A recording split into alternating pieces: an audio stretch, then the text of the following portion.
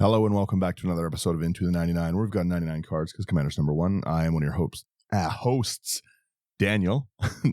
I'm joined today with both Brian and Slothy and the inability to talk. Slothy, how are you doing? I'm doing pretty well, thanks. How about yourself? My brain shut off there. But other than that, I'm doing great. It's been a pretty good week. The set came out. We built lots and lots of stuff. Tons of things to talk about. We're back to deck tech, so thanks everyone who checked out the spoilers episodes. Brian, how are you doing? Excellent. I'm just gonna keep saying what I always say. I've been fantastic, actually, having a lot of really good games with some friends over the weekends. I tested out one of the new commanders, Shalai and Halar, so I'm really excited to do a deck tech. Once I feel I want to get it a little bit better, and Polish it up a little, yeah. Yeah, then we can go over it. But so far, I'm liking what I'm seeing. Yeah, it's I was going to say, this is probably the most excited I've seen you for building decks in a long time. Do you know what? There's a lot of product crammed into that set, but it was still fun opening it.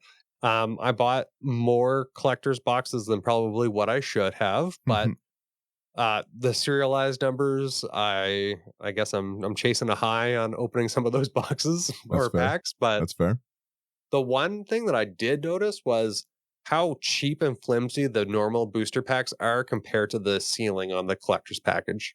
Night and day difference on the packaging. I haven't opened any sealed stuff in a long time. I guess commander decks are sealed, but I'm just a simple man now. I just buy nonstop all the cards that I need. Yeah. I wish I had that money with the bulk that you buy. Do you wish that? It's not as great. Yeah, I guess it does come with a price.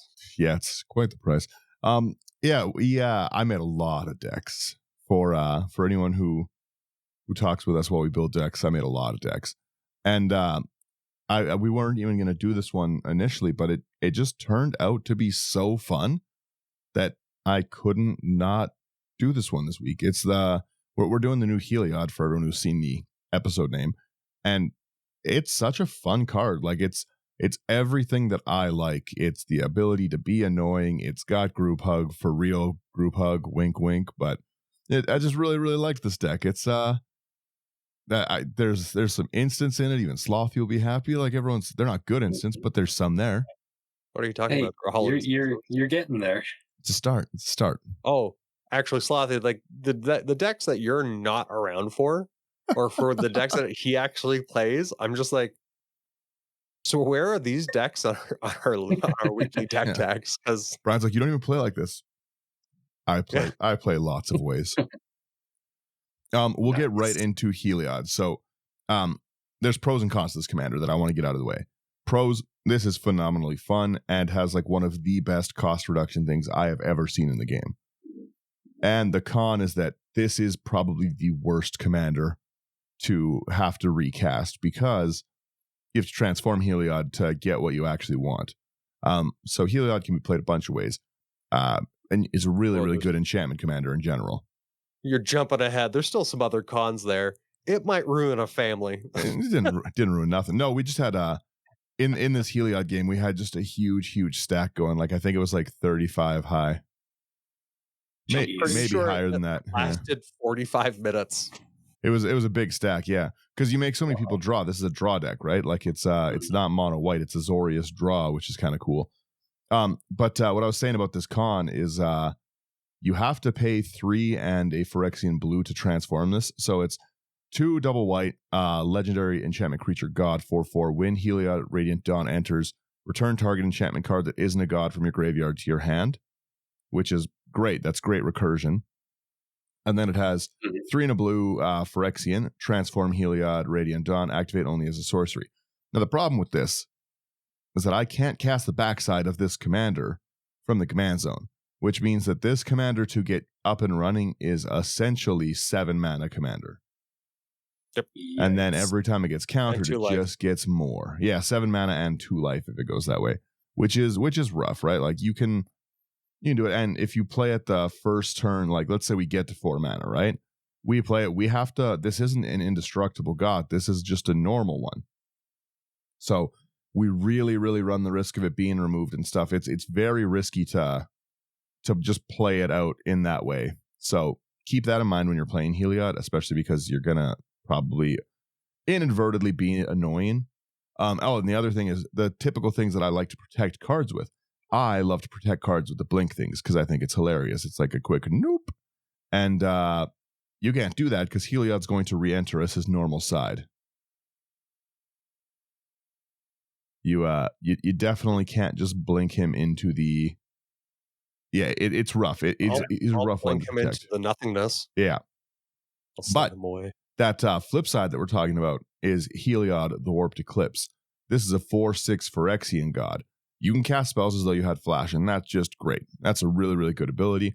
And spells you cast are one colorless less to cast for each card your opponents have drawn. I really like this side of it. It's phenomenal. Yeah, this is the side you play. The other side's cool to like return something, but this Heliod is just absolutely nuts. On everyone's turn, you can play, and you're going to have a minimum of one spell, like one cost reduction every turn, which is awesome.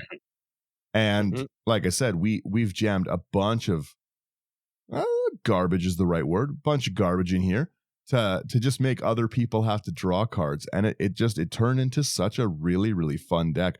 Like I said, Brian saw like just this huge stack happen. Not in my list, but a really good card for the list is like a Mycosynth Lattice, or what's the other one? It's like Mycosynth Gardens or something, Brian. Oh, I'm not 100% sure. Garden sounds right. Mycosynth. I just had the Mycosynth Lattice. No, not Gardens.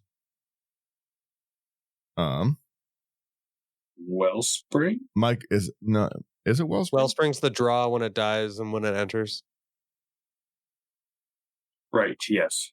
Yeah, let me try and find it. That would be a good one. It's a blue card, blah, blah, blah, blah, blah. This one right here. It is Encroaching Mycosynth. Oh, the new one. Yeah. Oh, no, yeah. Everything in your deck's a library artifact. Yeah, that's not the one. This one just makes everything artifacts. We don't care about that.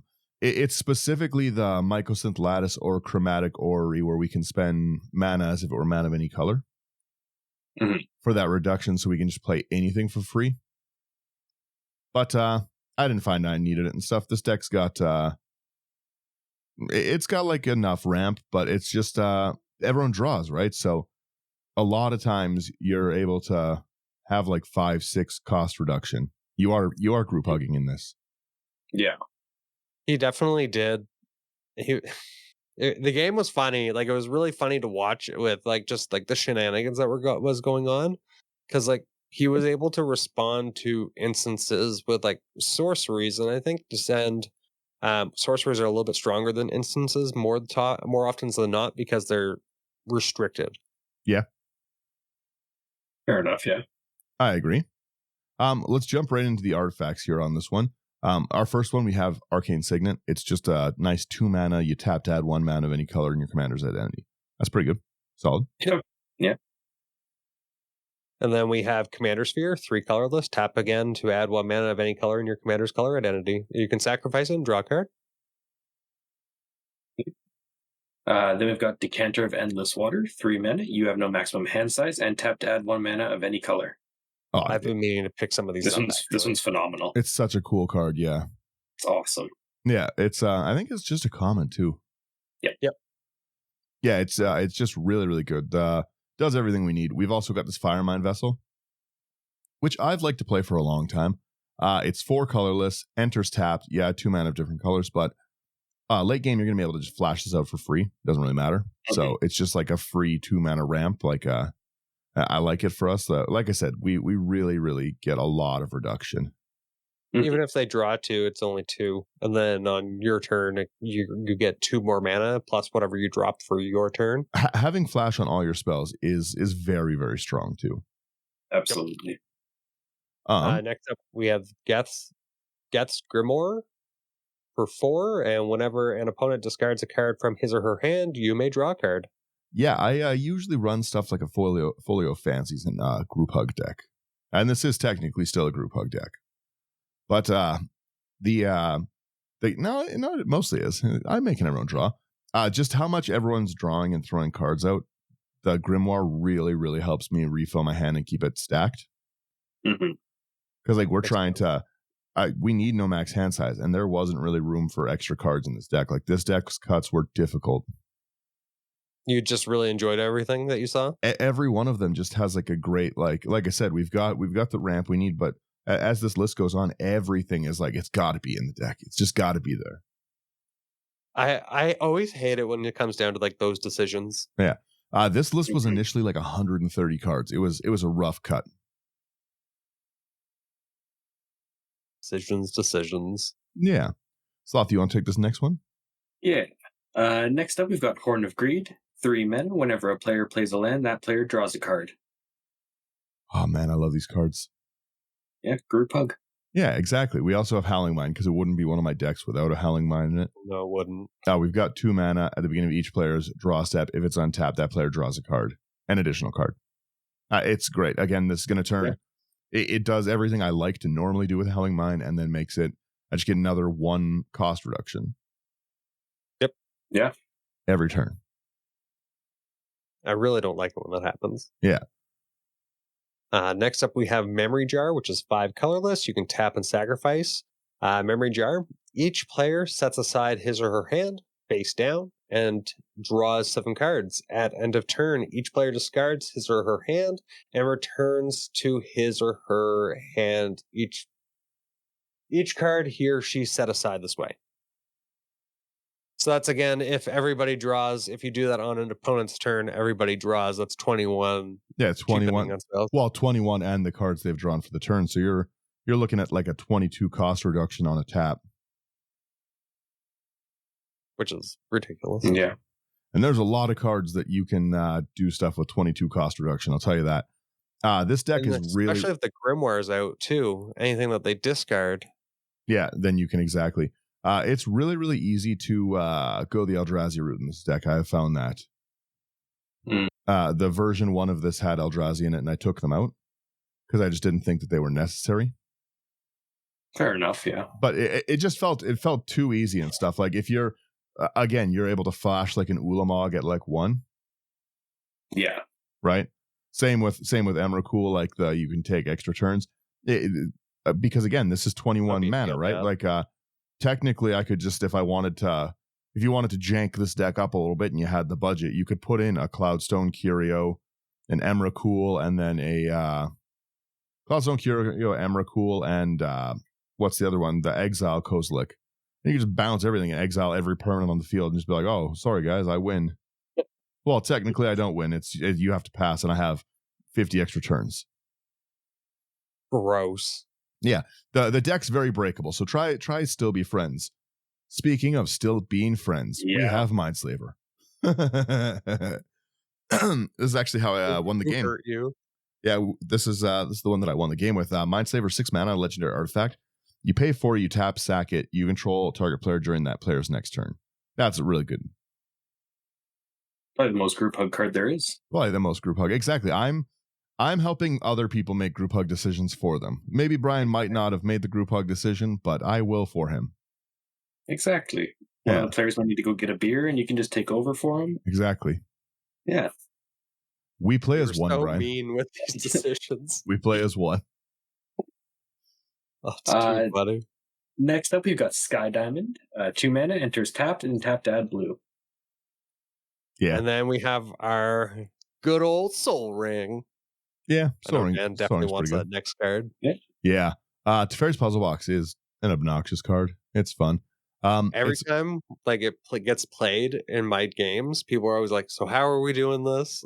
Because it's usually like included with like 7 other draws. Yeah, so I'll explain how that works. You can choose how to stack triggered things, right? But Teferi's Puzzle Box, it's 4 colorless. Beginning of each player's draw step, that player puts the cards in their hand on the bottom of their library in any order, then draws. And you have to draw the card for the turn first. So let's say that we have Howling Mine out, which is going to give us 1 additional draw. We have a draw step draw and a Teferi's Puzzle Box. You can either, you have to draw the first card first. That is not optional. Then you can decide, I'm going to put these 7 cards or 8 cards now at the bottom, and then I'll draw those 8 and then the Howling Mine trigger. Or you can say, I'll do the Howling Mine trigger as well. So now I've got up to 9 cards. I'll bottom 9 cards, draw 9 new cards. You can decide, but you have to do the first draw. That's what I thought. Yeah.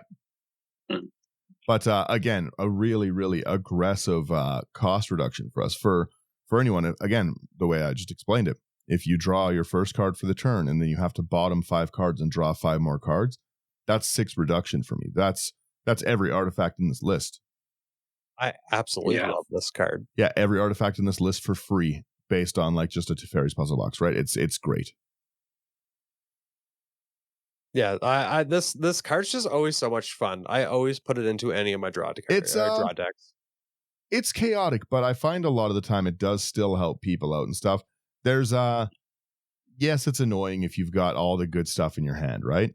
But there's also lots of games where people don't have the good stuff in their hand and they're stuck without their colors and stuff, and the chaotic nature of it can really, really change the game around for people. I like Teferi's puzzle box.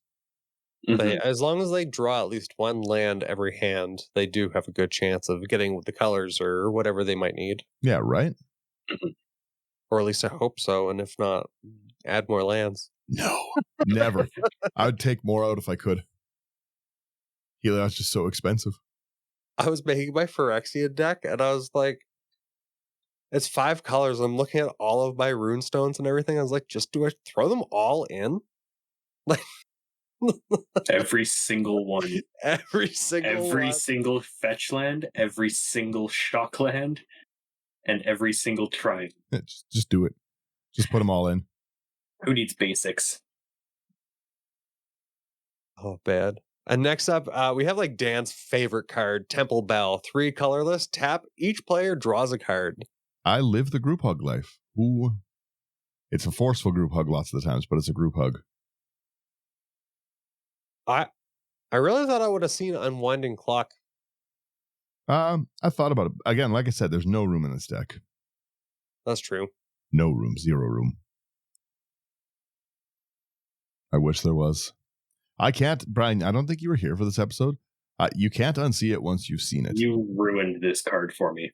No, what? Oh, yeah, the Thought Vessel. You guys already mentioned it, and I said, but it was always at the end of every episode so far, so I didn't have to look at it.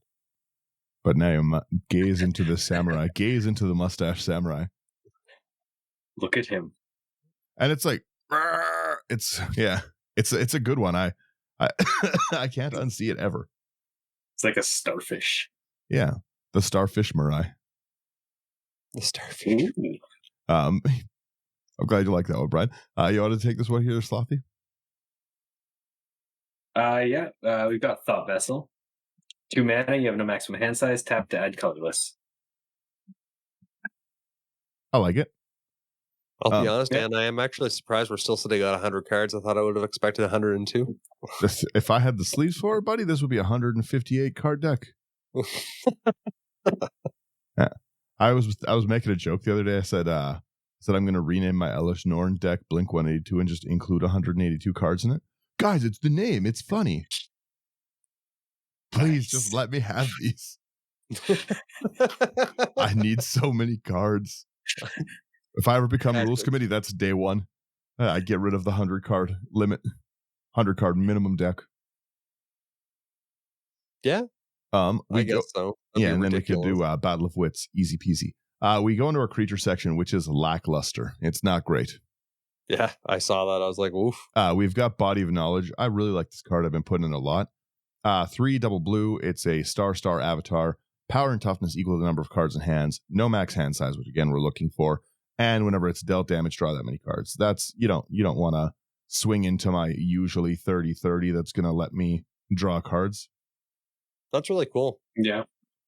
I haven't actually seen this guy. And he came out in Commander Legends? I think so. I think it was Strixhaven, actually, wasn't it?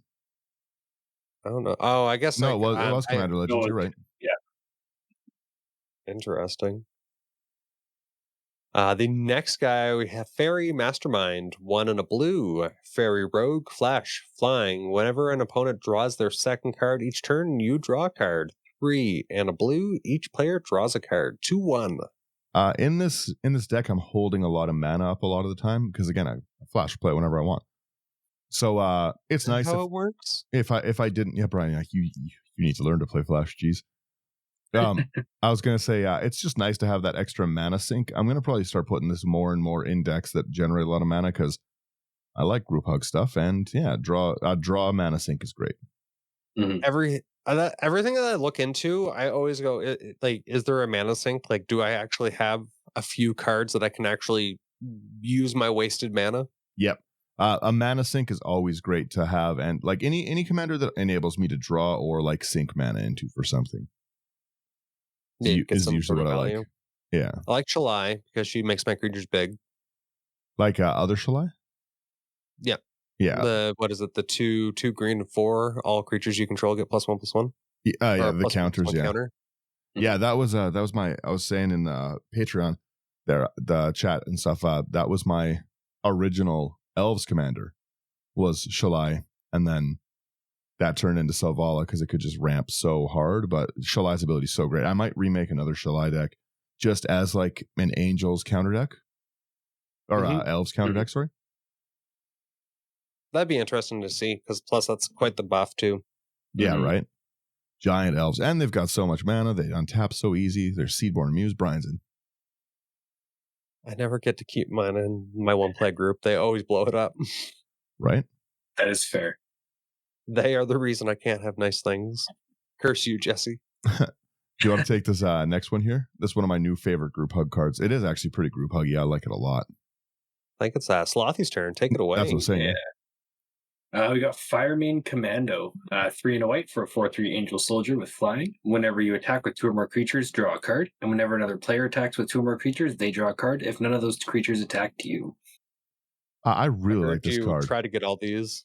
Yeah. Yeah, I really enjoy this one. This is great incentive to not attack you. Yeah, right. I think I bought like 18 of these, to be honest. It was very costly. Okay. Shady deal. Jeez. It is nice. You can first off, it's great tribes. This card slots into so many things. Angel and Soldier are two great Yep. tribes. Mhm. It's giving you a little bit like this goes great in a Pillow Fort deck, right? Like not only do I not want you to attack me with things like a Ghostly Prison, those kind of things, but attack somewhere else and you get to draw cards. Who wouldn't want that? Yeah, exactly. Shady deals. That's going to go into your. Who would bring a child into this world filled with war?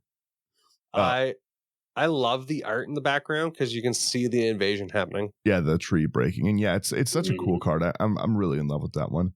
especially foil. Yep, I got some foil full art ones. Oh, they're great. so right? nice. We also have this Jace's Archivist, 1 double blue Why for a not? 2/2 Vidalcan Wizard. 1 blue, tap it. Each player discards his or her hand, then draws cards equal to the greatest number of cards a player discarded this way. It's often going to be me. We're often going to be drawing how many cards are in my hand. And this can be a real problem because, Even a minimum of 15.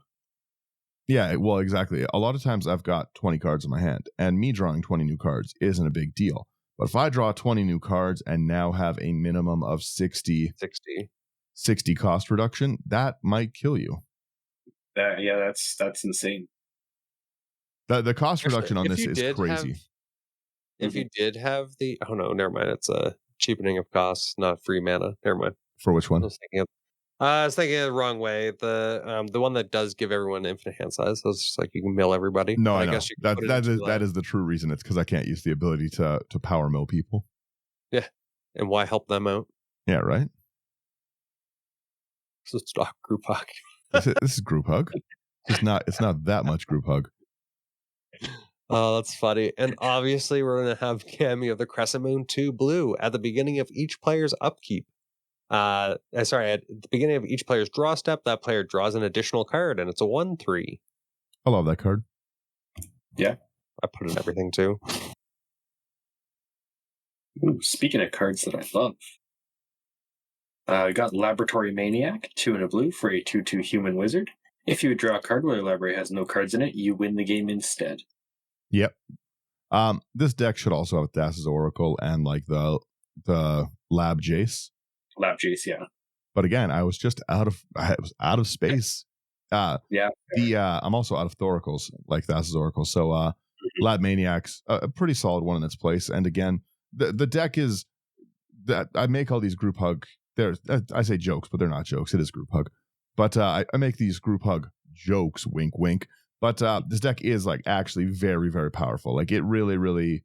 I've only run through 2 games with it.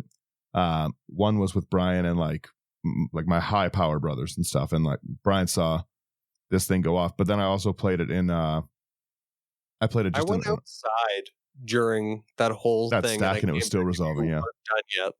I played it into an online one, and it did like overwhelm the group I was playing with, and it was like a high power one. A lot of people don't understand why I'm letting them draw cards in high power, and yeah, Makes sense. I just like it. I find the deck does a lot more than people would think it does. And then speaking of my shady deals things, I really, really like this card, the Windshaper Planeter. It's 4 and a white for a 4/4 angel that has flash, has flying, and when it enters during the declare attacker step, for each attacking creature you can reselect which player or planeswalker they attack. So if somebody wants to team up on me, then you're facing the Shady Deals Alliance, and I will make Brian's creatures all go at Slothy if needed. Oh, you can do that on someone else's. This one has a flash even without it, but yeah, if it enters during the declare attackers and stuff, yeah, you say, you know what, Daniel, I don't like what you're doing. This 60 cost reduction isn't for me. I swing out with everything and kill you. I've got 7 creatures in here.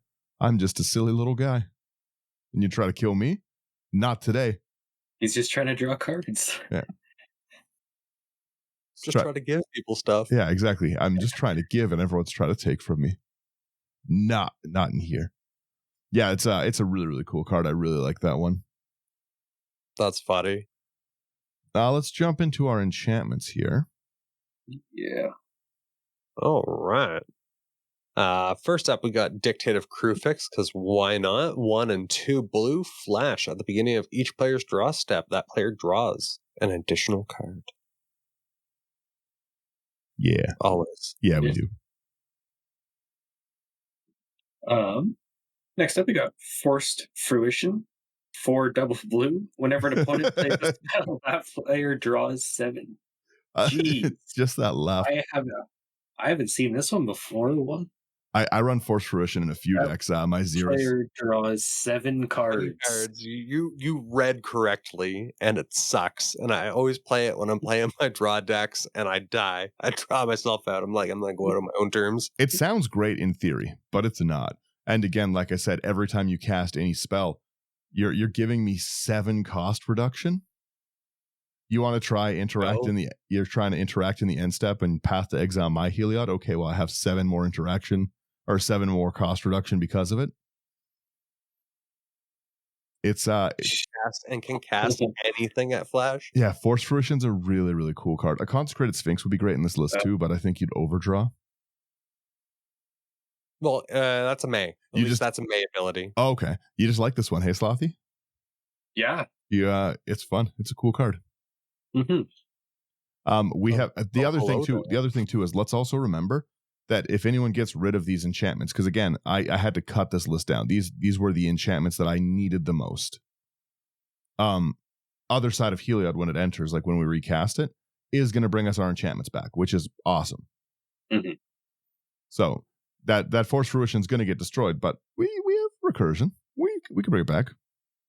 Yeah, recursion in the command zone's amazing. Yeah, right. We've also got a Ghostly Prison, a great card to be able to flash if people are getting a little too uppity in their main phase.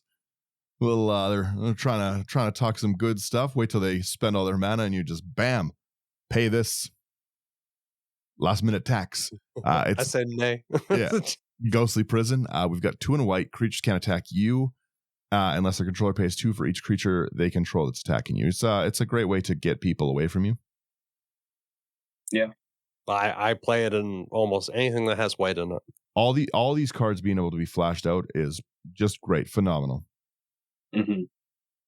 The next card here we have Kashmina's Transmutation, 1 and a blue, enchant creature.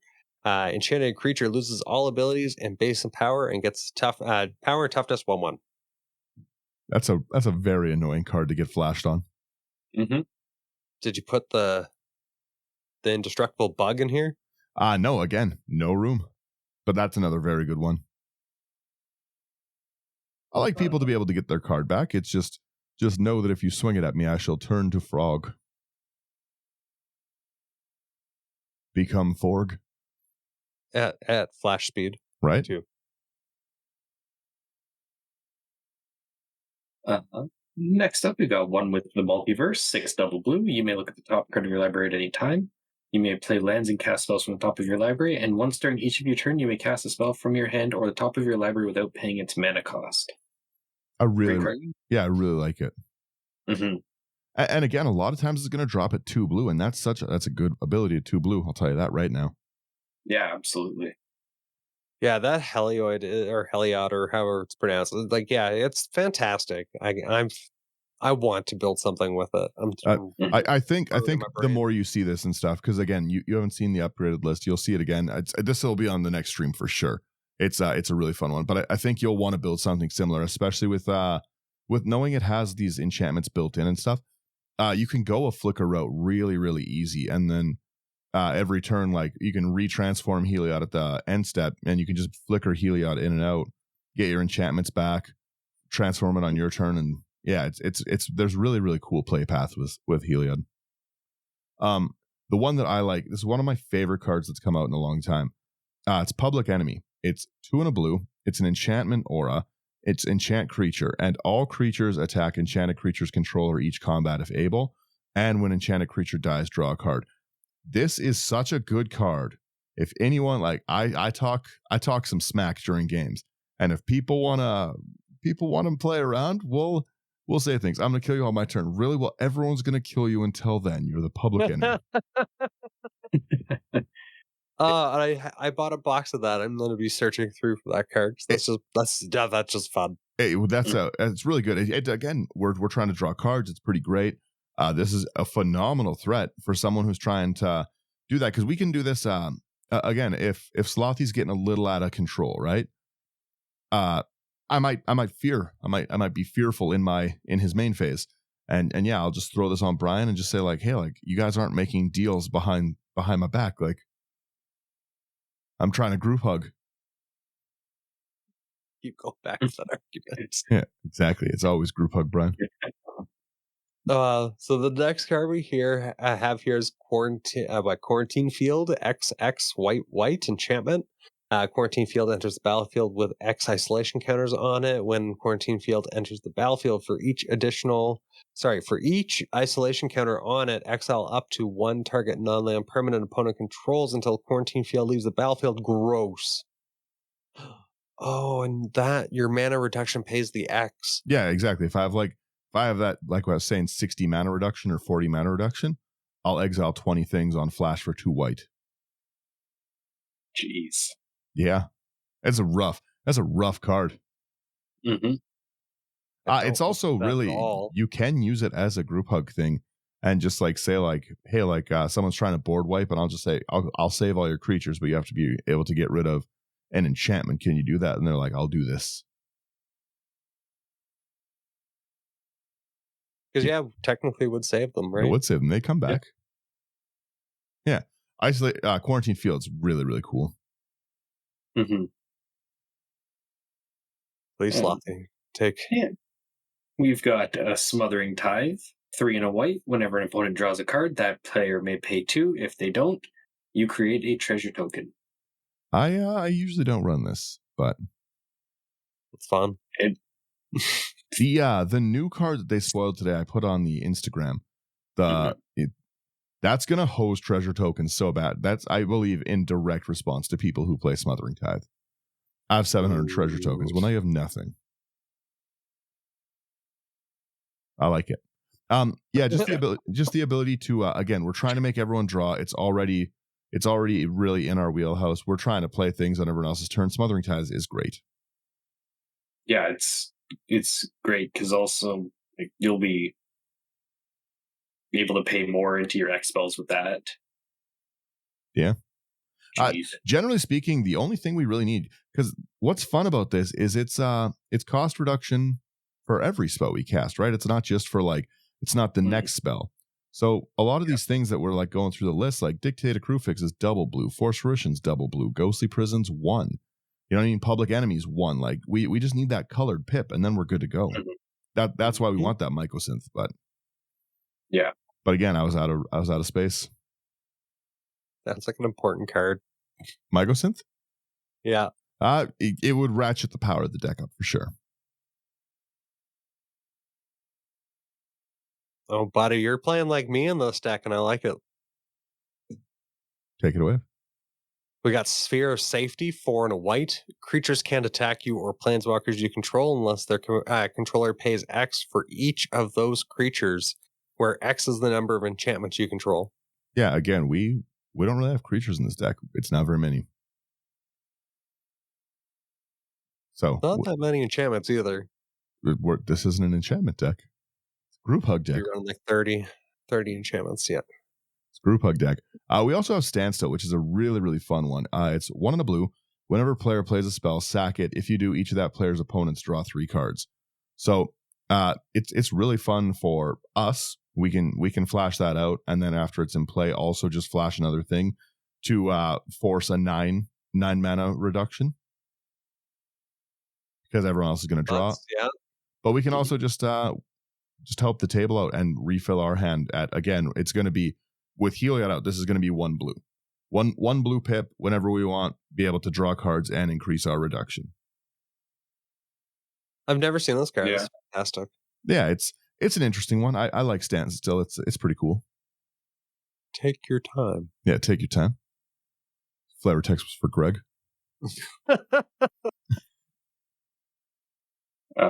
We've got Teferi's Ageless Insight, 2 in double blue for a legendary enchantment. If you would draw a card, except for the first one you draw in each of your draw steps, draw 2 cards instead. Double draw. Too good. Yeah, it's good. And then we have Well of Ideas, 5 in a blue. When Well of Ideas enters the battlefield, draw 2 cards. At the beginning of each other player's draw step, that player draws an additional card. At the beginning of your draw step, draw 2 additional cards. Again, group hug. Yeah. I really like Well of Ideas. I've seen it a couple times, actually. I think Jesse played it as well. You guys play the same kind of group hug cards sometimes? There's one of my favorite things about playing. Jesse came and played with us not too long ago. And was he the stream or no? Yes, he was on the stream. Was he or oh yes, he was. Yeah. We did 5-person. Yeah, we did 5-person. That was really fun. Those games start coming up next week, I believe.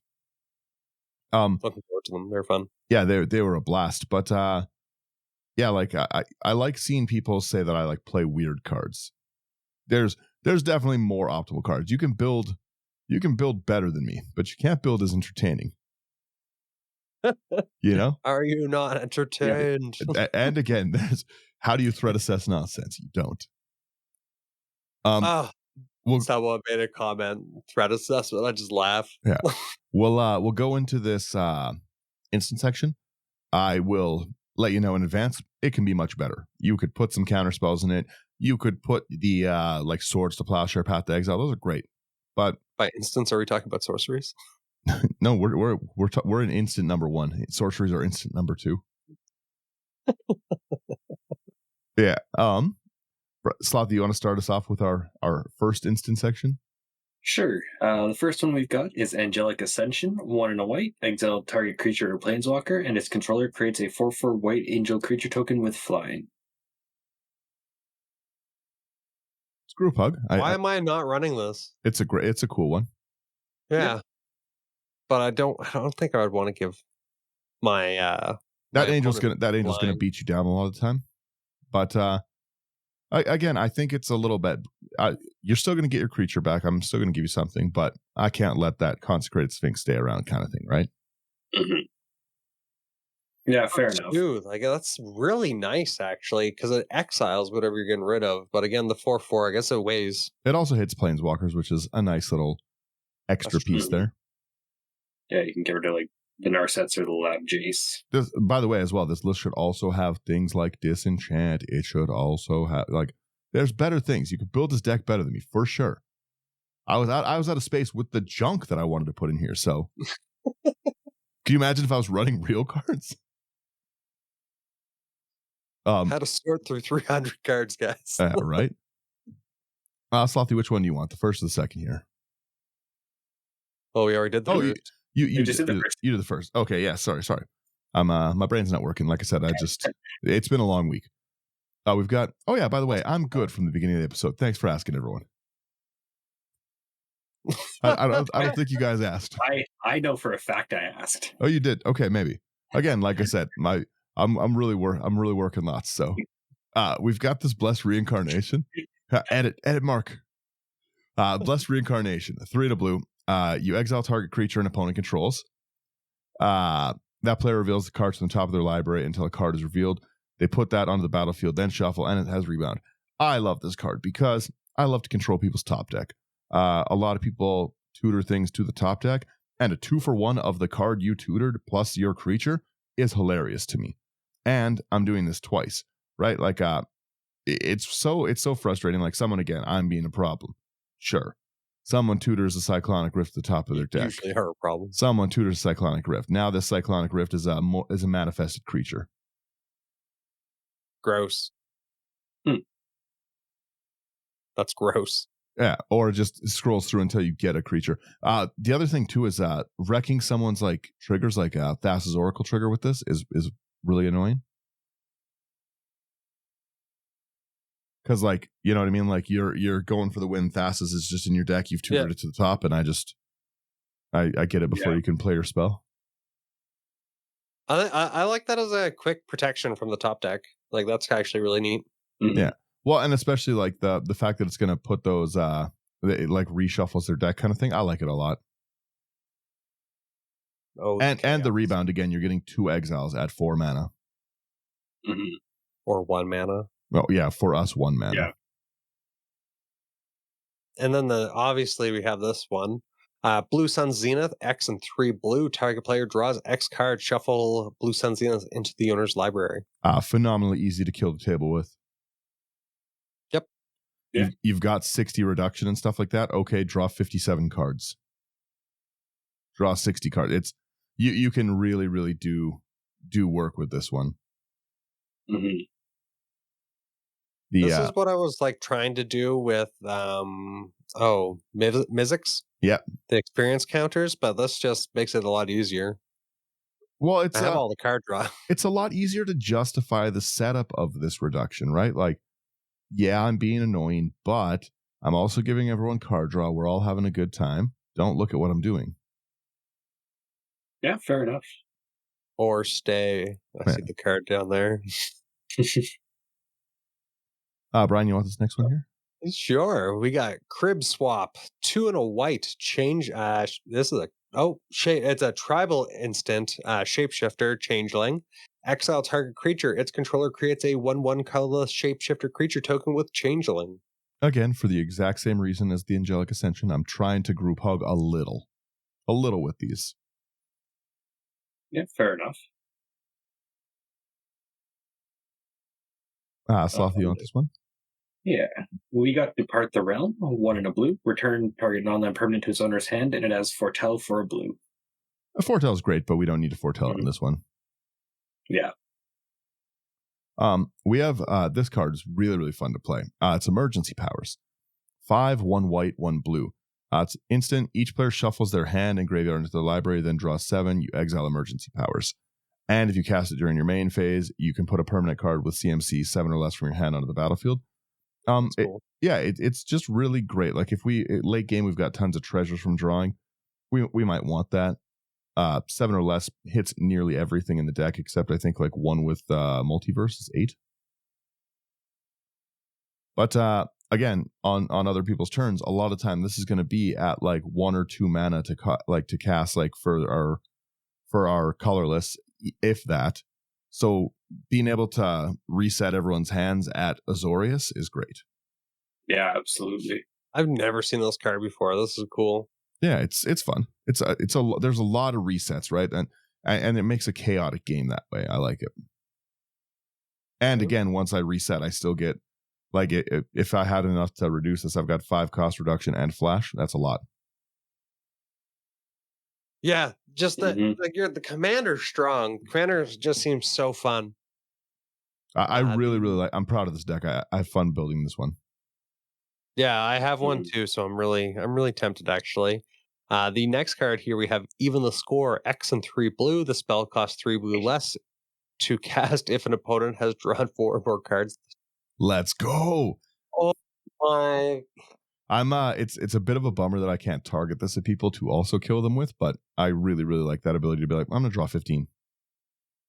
Yep, Yeah. that's hilarious. That's such a good card. I like it. I like that one a lot. Oh man, who wants to take this one? You on this one or the next one, Slothy? Um, I'll take this one. All right. We've got Humble, 1 and a white. Until end of turn, target creature loses all abilities and has base power toughness 0/1. I see Dad use this card numerous times now. I love humble. It's just Mhm. humble yourself, you know? It's a great card. It's He gets swung at. He just goes, "Stay humble," and the rest over. yeah, sure you can exile someone's stuff. That's fine. But there's nothing funnier than having somebody like swing through with their monster card, and then you just turn it into a 0/1 and like block it with a Llanowar Elves and kill it. So much fun. I love humble. It's a great card. I've been running it a lot. Mhm. Next one is really annoying. It's Mystic Reflection. It's 1 and a blue. You choose target non-legendary creature. The next time 1 or more creatures or planeswalkers enter the battlefield this turn, they enter as copies of the chosen creature. So you can ruin people's commanders with this card. Is how this card is played. So like let's say Brian is playing Nekusar, and I have out the Kami of the Crescent Moon. Brian casts Nekusar. Oh no, sorry, I can't choose Kami, but I choose a, what do we got in this deck? Fireman Commando. Brian's group hugging with me. Brian's Nekusar is now going to enter as a copy of Fireman Commando. Oh, if you do it on Mm. someone's gross. Yeah, it's not quite a combo, but it's a pretty cool combo-esque ability with another card way later in the list in instance number 2. Because this is basically going to enable us to later on in the game 3 mana choose like whatever, like an Avenger of Zendikar we can hit with this, right? And if we've got something that is gonna, it's the next time 1 or more creatures enter, they all enter as copies, right? So if we're making 15 token copies of something, we can have them all enter as whatever card on the field is important. If it's for us, if it's something important for them, or like I said, they're trying to Thassa's Oracle. Instead, that's actually going to enter as my Llanowar Elf, or it's going to enter as, you know, I really like this card. It's annoying. It's a toxic card for sure. I've never thought about running it like Mhm. that. Yeah, it's to host people's commanders. It's to wreck the game for them. And then we have Reality Shift, 1 and a blue, exile target creature. Its controller manifests the top card of their library. That's the one I was thinking for the blessed reincarnation of that manifest. It's both wreck the top deck though for people. Yeah, looks that way. So anyone Mhm. that does any of the top searches. Yeah. Reality Shift's great. Yeah. Like I said, you could run better ones, but all these ones that I'm running, they're like still like Angelic Ascension is still the same cost as a Swords to Plowshare, but like they're getting a creature back. So that's how I don't want them to get lands or life. Crib Swap, the same thing. They're getting creatures back. I'm still casting them for the same cost. It's there's a method to what goes on in the Mind Palace up here. The Mind Palace. The Mind Palace.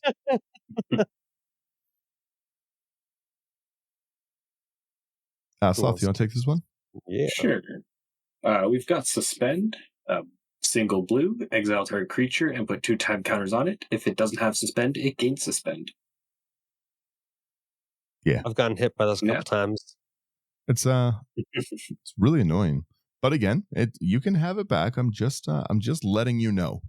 You know? You're just holding on to it for a bit. Yeah. We also have an Unsubstantiate, another card I've been having a lot of fun play. A lot of fun playing. Words are hard. It's 1 in the blue. You return target spell or creature to its owner's hand. Again, at 1 mana. This someone has a huge spell they're trying to get out. No, put it back in your hand. Try again later. Someone's trying to get rid of something I control. Think again. Yeah. Why don't you just run an unsummon? Well, because this doesn't just unsummon. You can do it to the spell too. You try to Psych Rift me, I can put it back in your hand. Or target spell. Whoops, I didn't even catch that part. Yeah, you try Psych Rift me or board wipe, put it back in your hand. Let's try again next turn. See if you still want to.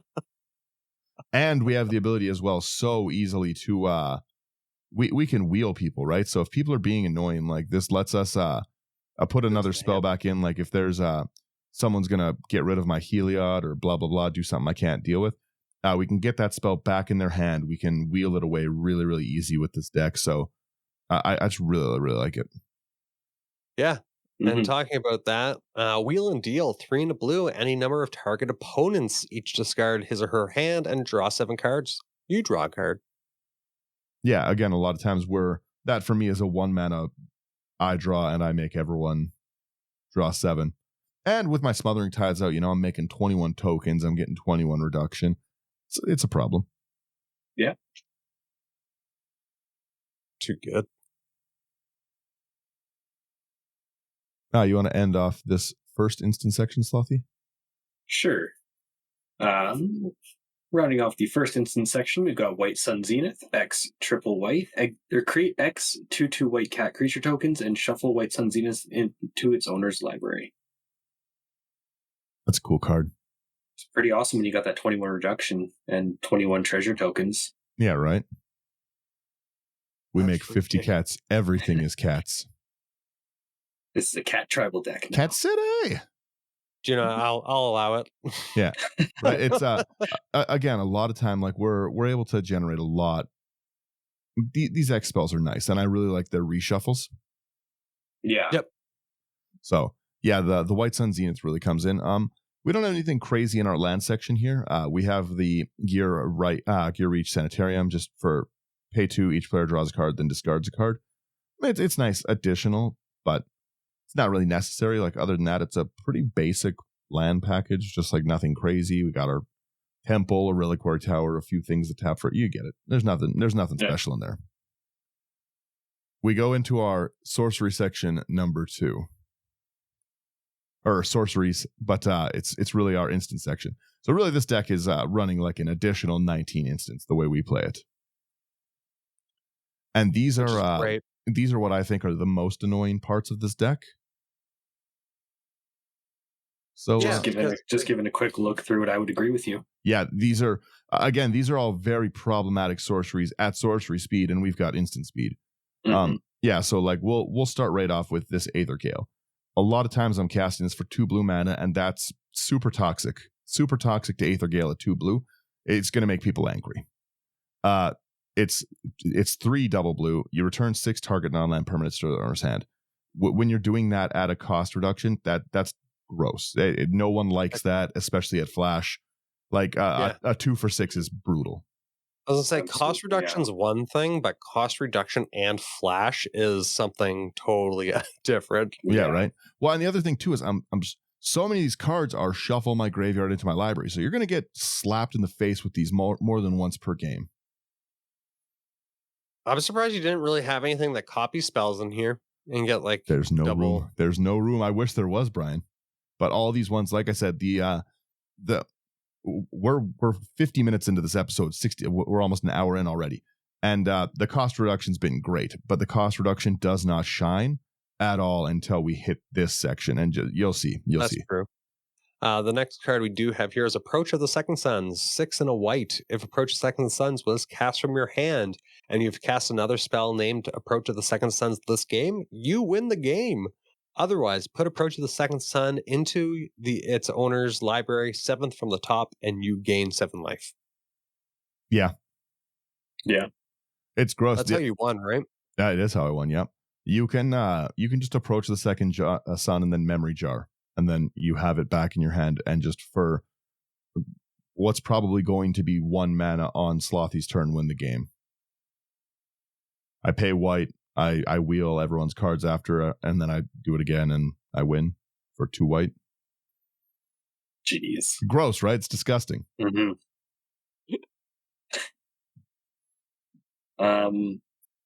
We got Blue Sun's Twilight next. X double blue. Gain control of target creature with mana value X or less. If X is 5 or more, create a token that's a copy of that creature.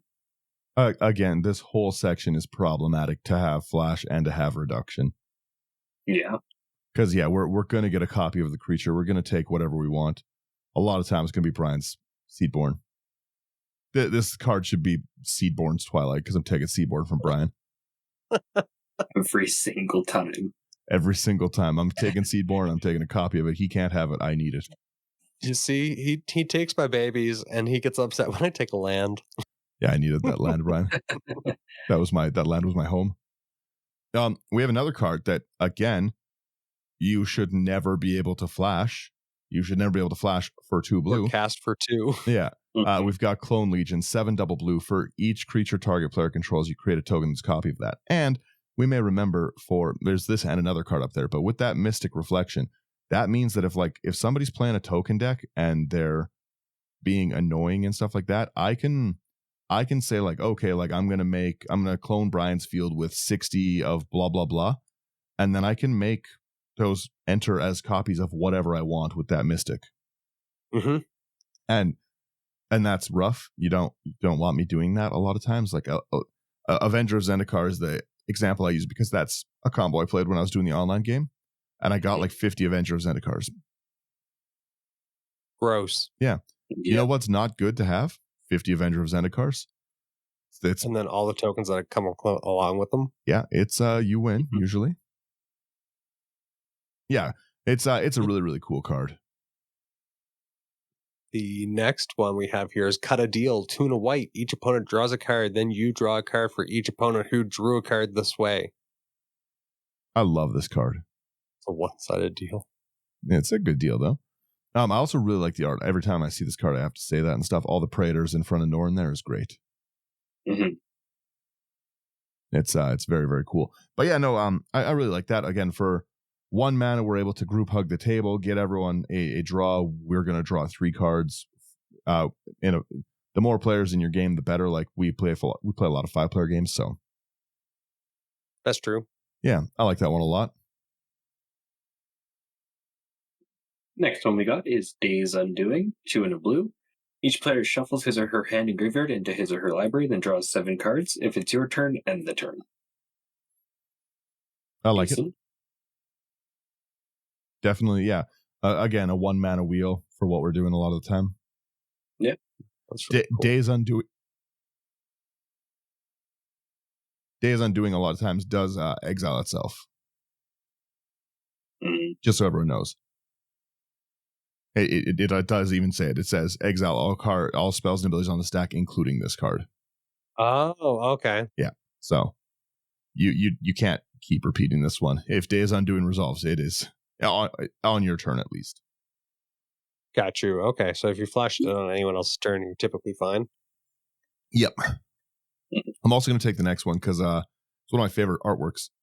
I have always thought this is a beautiful card. We've got our Echo of Eons. It's 4 double blue. Each player shuffles their hand and graveyard into the library, draws 7, and it's got flashback.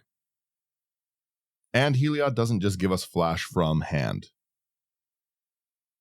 Yeah, it's just your spells have flash, right? Yeah, right. Anything that lets us play from the top of library, we can do. Anything graveyard, it's great. So being able to double wheel people again at 3 blue. Yeah. And then we have Fascination, X and 2 blue. Choose 1. Each player draws X cards. Each player puts the top X cards of his or her library into his or her graveyard. I'm done. Yeah. Bye. It's definitely one of the win cons of the deck is being able to flash that. Like you can do that in someone's draw stat, like our upkeep. Yeah. Please mill the remainder of your library. Yeah, mill the table out and then just say pass. People can beg for the group hug save by asking me to also flash Days Undoing or Echo of Eons back. Please, I'm not ready to die. Not yet, mister. Slothy, I feel like you'll Um, appreciate the next one. This is one of my favorite cards to come out of this set. It's Mass Manipulation. Double X and 4 blue. Gain control of X target creatures and or planeswalkers. So what I'm hearing is you're paying 4 blue with the 2 reduction, and you're getting Brian Seaborn. Yeah, exactly. You get it. This X target creatures and planeswalkers is pretty rough. We're able to take a lot. And 4 blues, not very much. 4 blue we can manage. Yeah, definitely. In a 2-color deck, 100%. Or I would at least hope so. Right? We've got Prosperity, a great way to draw the game out for everyone. It's X and a blue. Each player draws X cards. So you can just be like, we're ending the game and we're all friends. We're all drawing 80 cards. Because why not? Yeah. May And as well. then Once you then hit we that, have- really quickly, sorry. Once you hit that critical mass of draw spells and reduction, it is pretty impossible to come back from for other people because, again, like I said, you can make everyone draw like 50 cards, and then I've got 50 cards in my hand, and you know what I mean? Like, I'll be like, okay, well, we're gonna end the game with Fascination. Someone's like, Counterspell. I'm like, all right, response, Blue Sun Zenith for 100. You know, now only you don't get to partake in this glorious group draw. But it's so funny, like just how the draws can happen. And like a lot of these like are sorcery speed spells that are supposed to be like played on your turn. Like this prosperity that only costs 1 and then the X. So if you're causing people to draw, it just gets foolish. Like I feel like there's a curve and then at just some point it's like it just drops off because Yeah, once you hit a game- point, then it's a problem. Yep. Yeah. Who wants this Raven form? I will take this Raven form. So we got Raven form, 2 and a blue. Exile target artifact or creature. Its controller creates a 1/1 blue bird. Creature token with flying. Foretell 1. That's what I would give people, not a 4/4 angel. Well, sometimes the Yeah. 4/4 angels not too bad, and especially if someone's about to alt a planeswalker, and planeswalkers are very common right now. We got a planeswalker deck, a precon coming out soon, so you're bound to see planeswalkers here and there. Are the plus up at sorcery speed? They're the effect is put on the stack, but you can, like, let's say that we get to my turn, you know that it's in alt range, and you know that I've been looking forward to it. You know, I'm staring at that card. I'm not mentioning it, but I'm looking at it. Everyone kind of sees that my Liliana's ticked the whole way up, kind of thing. And then just in my upkeep, you just turn it into an angel. I guess so. Feels bad. Even the Realm and Renbreaker that you just got, you can wreck my ability to get that emblem. I got one of those foil emblems. Yeah, right. Please rendezvous with me. Sloth, you want this one? Yeah. We got Secret Rendezvous, 1 double white. You and target opponent each draw 3 cards. Let's go. Yep. Decent. I like that one. The single combat's another great answer in this deck. We've got 3 double white, and for us, generally, it's going to be double white only. Each player chooses a creature or planeswalker they control, sacks the rest. They can't cast creature or planeswalker spells until the end of your next turn. Oh, if you don't Wow. like someone, you just do this on their turn. It's gross. Yeah, someone's trying to be silly with me, trying to get a little silly. I don't like it. I like it. Yeah, it's I really like this one. It can host people, but again, it keeps our commander around, which is what we like. Mhm. This is a dumb CMC. It is a dumb CMC, but again, with the mystic reflection.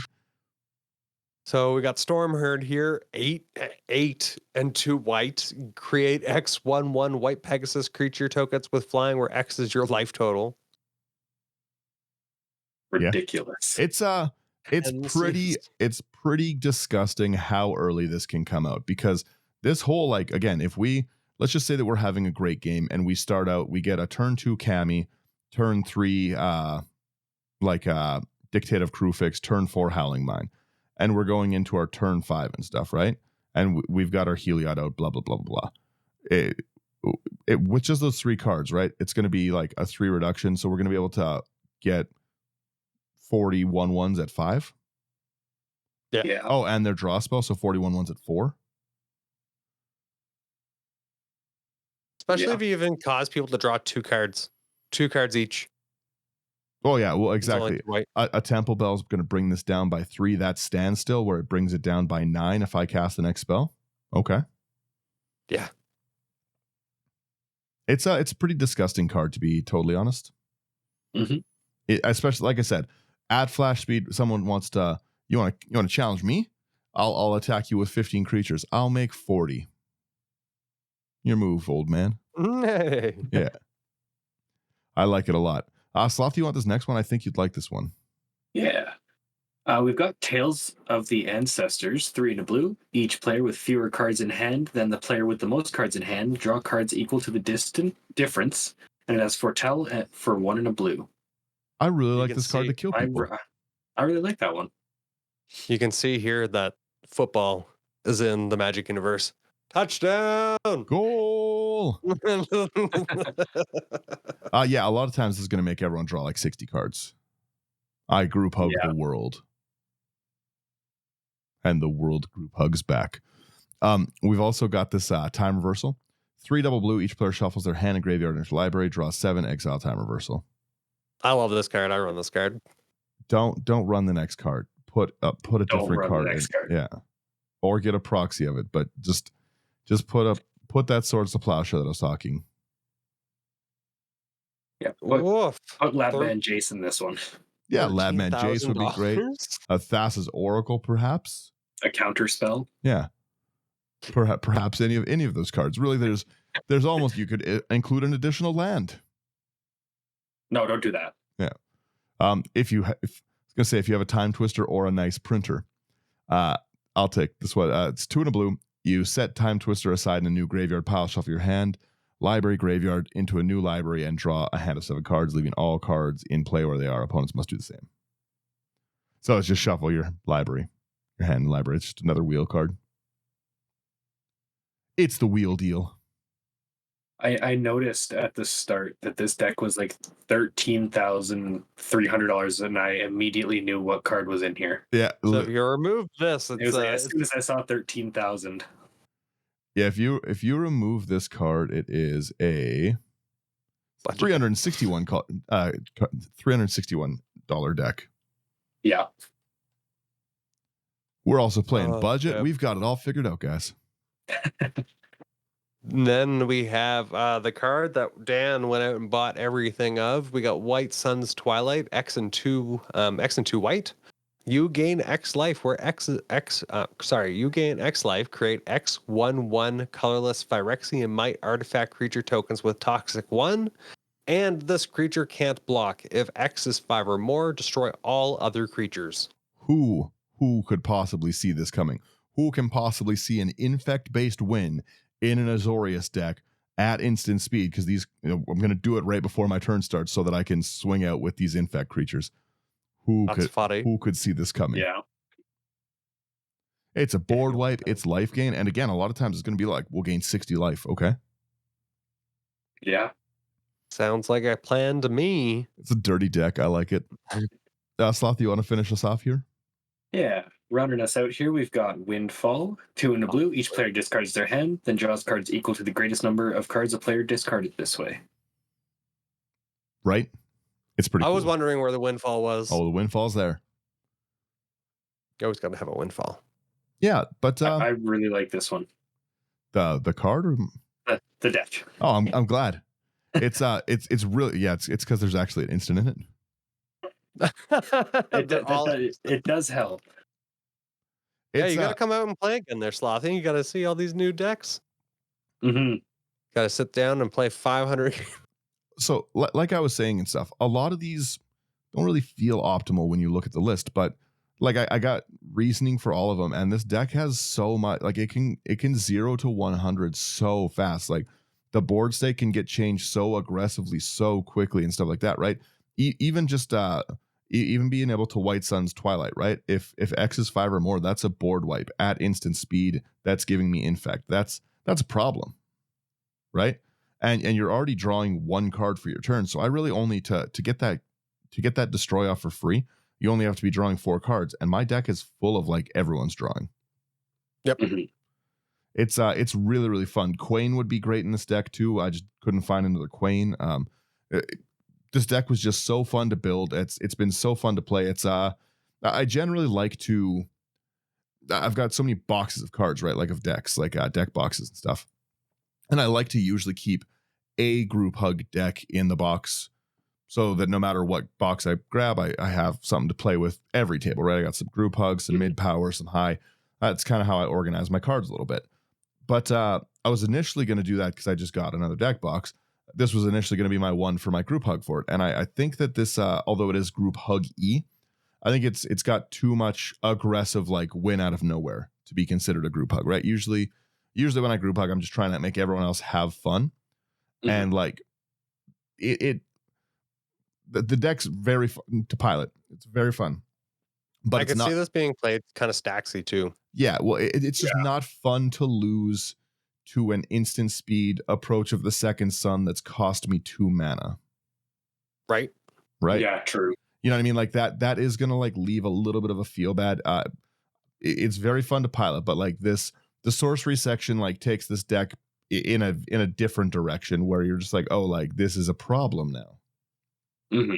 Right? Yeah, $13,000 problem. What were you saying, Sloppy? The fact that you can just cast all these at flash speed is just absolutely ridiculous. Well, and the other thing too, right? Like we get to such a point where I can, let's say Brian's got the biggest field. I can mass manipulation the entire field away from him, then also clone legion it to double up. And I've only spent 6 blue in a lot of games. Yeah, that's wild. And I do this in main phase before someone can attack me, kind of thing. Like it's there is a lot. And again, like I said, the approach to the second sun win is I would say the safest win in the deck. We're not protecting it. It's not full of counter spells, right?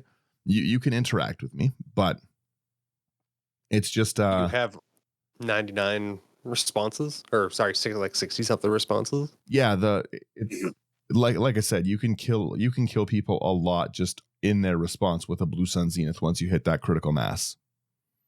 Yeah, definitely. So it's like I said, it's really, really fun. There's so many ways to build this. This is another it's going to be almost like Sovala to me. I think there's going to be a bunch of these. This would be a really, really fun pillow fort commander, like where you're doing enchantment theme just straight out.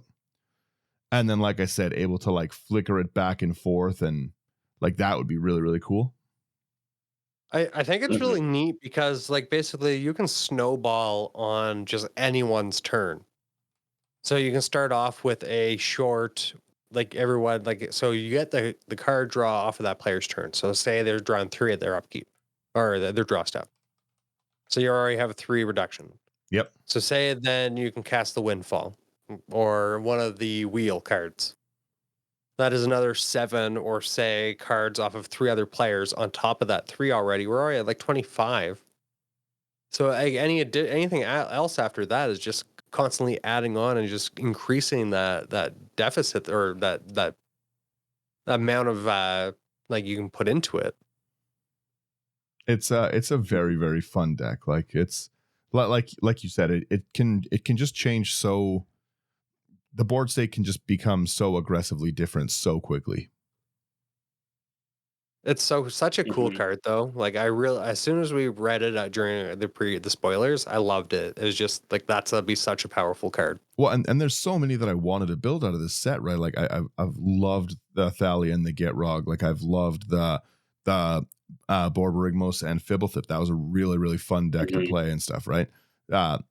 But this one, just like as soon as I played it, I was like, this is a special one. Like it's such a cool thing. You can go like I'm pretty sure this will be a fairly unique-ish deck list. Most people are going to run like the things that make things draw, but I think this will be a little different than most people's.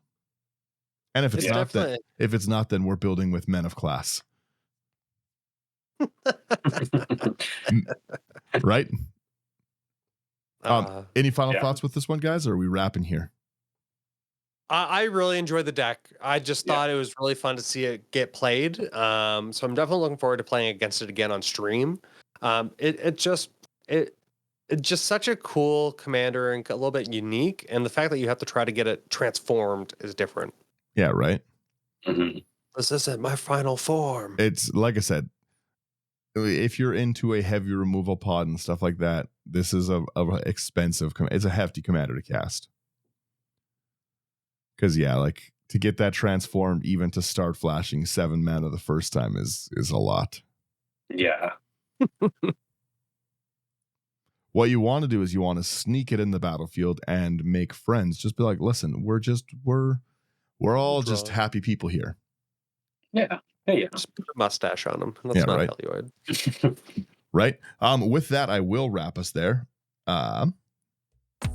Thank you everyone for getting to the end here. If you like what we do, please like, share, subscribe. It really helps people see us. If you want to chat with us and build decks with us, Patreon's the easiest way to do that. We answer on Instagram and stuff like that, but we have a dedicated Patreon chat. We're going to be doing stream games, so if you want to play against a Heliod and show me what actual counter spells look like and stuff like that, definitely a fun time as well. If you like our content, go to our website, into99.com. It's a really, really great place to see everything that we do. We've got lots of cool articles. For anyone who hasn't been there before, there was a contact us thing. We had a few different people reach out this week with stuff. So thank you everyone who's been reaching out and saying stuff. Yeah, it's always good to hear from people. I want to know what you guys would put into a deck like this. Yeah, check out our YouTube, check out all those things. But yeah, other than that, just thanks for getting through the episode with us and have a great week. I hope everyone's doing well, and I hope you like my silly deck. It's just a silly little guy. And a huge thank out to Whipsaw and Thunder Emperor. Yeah. You guys are great. It's very fun to chat decks. So, and yeah, with that, I say bye-bye. Peace. See ya.